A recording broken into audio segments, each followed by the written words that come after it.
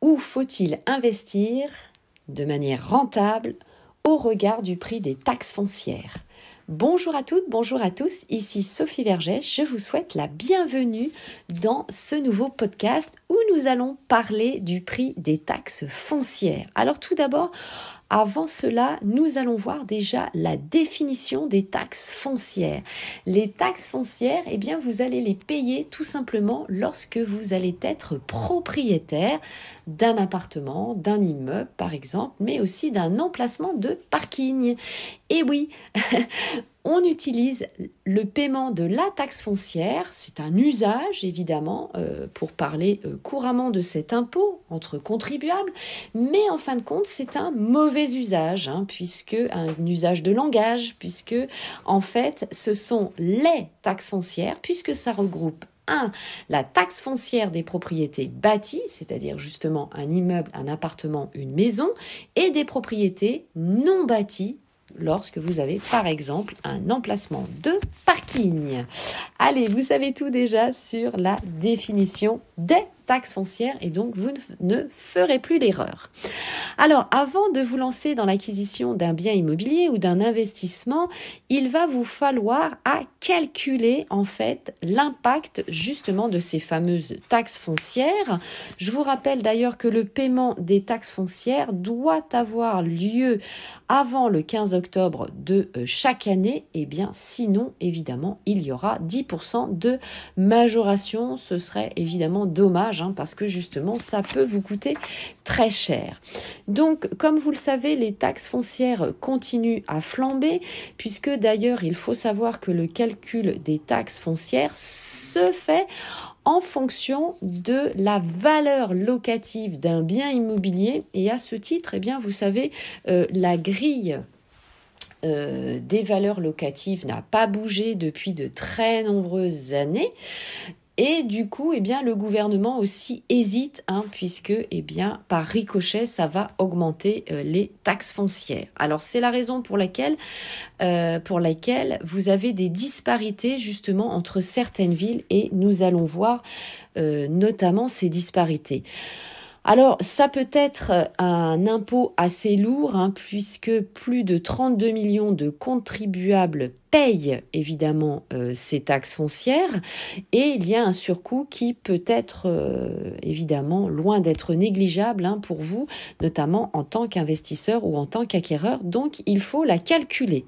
Alors, lorsque vous faites l'acquisition d'un bien immobilier, eh bien très souvent, vous allez réclamer l'antériorité justement du paiement de ces taxes, la copie des taxes foncières à votre propriétaire vendeur. Alors, proposer, lui, éventuellement, de rechercher dans ses archives, d'avoir la gentillesse de rechercher notamment sur plusieurs années. C'est toujours bon d'avoir une antériorité, notamment sur 3 ans. Ça va vous donner aussi comment évalue la taxe foncière d'une année sur l'autre, puisqu'il y a des disparités absolument impressionnantes. Ça a doublé d'ailleurs sur certaines communes. Donc évidemment, propriétaire, vendeur, peut comprendre évidemment votre questionnement sur l'évolution du prix de ces taxes. Donc ça peut alourdir, et notamment ça peut représenter pour vous en tant qu'acquéreur, en tant qu'investisseur, jusqu'à 2 mois de crédit immobilier si vous passez par un crédit,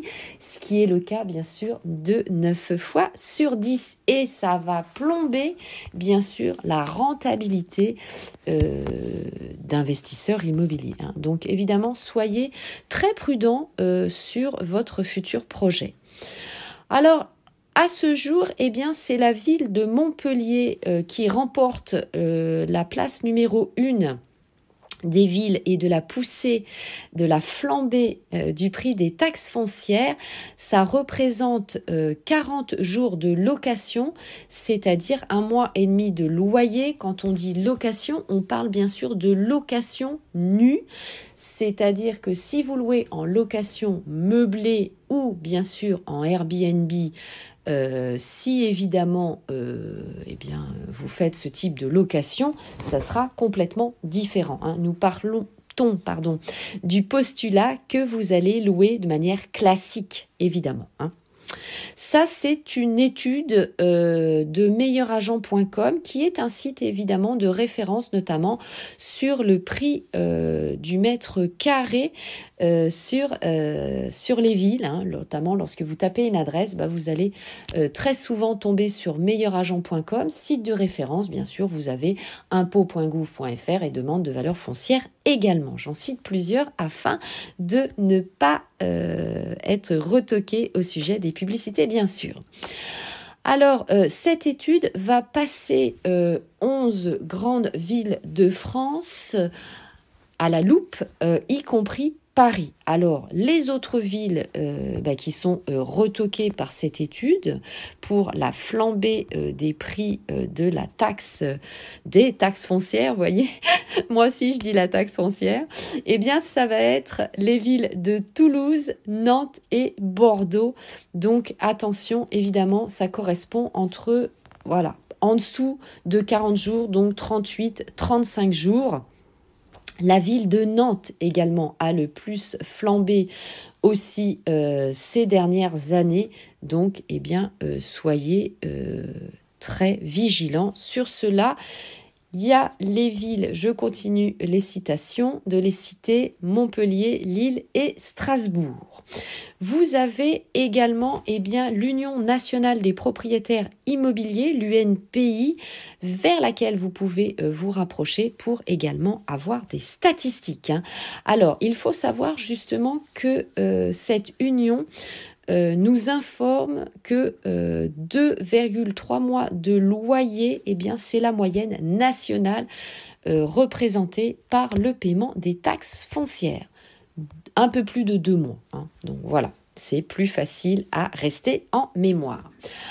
Alors, les deux villes qui sont les meilleurs élèves par rapport au prix et à la flambée des taxes foncières, ce sont les villes de Paris et de Lyon. Mais par contre, évidemment, le prix du mètre carré reste, évidemment, comme vous le savez, élevé. Alors, je vous l'ai dit précédemment, pourquoi ce sont les villes les moins chères? Parce qu'évidemment, si l'État réévaluait le barème des valeurs locatives, ça augmenterait les taxes foncières. Et par définition, évidemment, ça augmenterait les taxes foncières de Paris et de Lyon. Et là, ça grincerait des dents. Donc, c'est vrai que les taxes foncières sur les villes de Paris et Lyon ne sont pas très chères. Ça correspond en fait à 14 jours de location, pareil, toujours sur le système de la location nue, sans les meubles, et 21 jours pour la ville de Lyon. Donc l'impact est vraiment peu élevé. Alors, avant de terminer ce podcast, vous pouvez me suivre bien sûr sur les différents réseaux sociaux habituels. Allez, je vous les cite, mon groupe Facebook Investir en immobilier, l'immobilier au féminin, ma chaîne YouTube, mes comptes Instagram, mon compte TikTok et Clubhouse où nous pouvons bien sûr échanger de vive voix.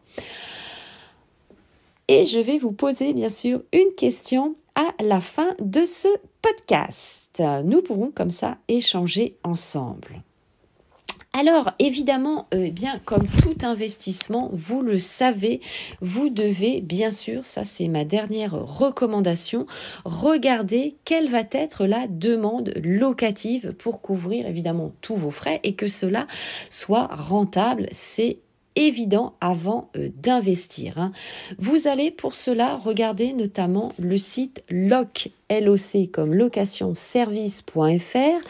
C'est un site qui a été mis en place par un administrateur de biens en France et qui vous permet d'avoir ce qu'on appelle le tensiomètre locatif, de savoir, s'il y a demande locative dans la ville où vous souhaitez investir, et 2, quelle est la capacité financière de votre futur locataire. C'est évidemment éminemment important. Alors, une autre astuce, c'est de vous tourner vers l'investissement de murs commerciaux. Pourquoi ?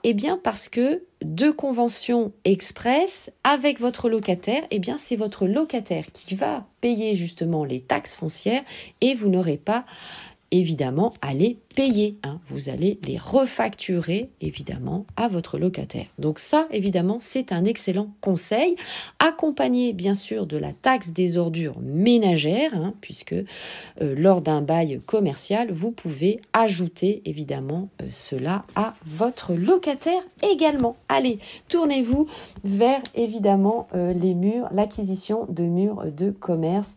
Il ne faut pas mettre tous vos œufs dans le même panier. De toute façon, il faut diversifier vos investissements. Allez, c'était tout pour ce podcast. Je vous remercie de m'avoir écouté jusqu'au bout. Je vous dis à très bientôt. À tout de suite, bien sûr, dans le prochain podcast ou dans un commentaire. Ciao, bye bye. Portez-vous bien. Excellent investissement. Je vous embrasse.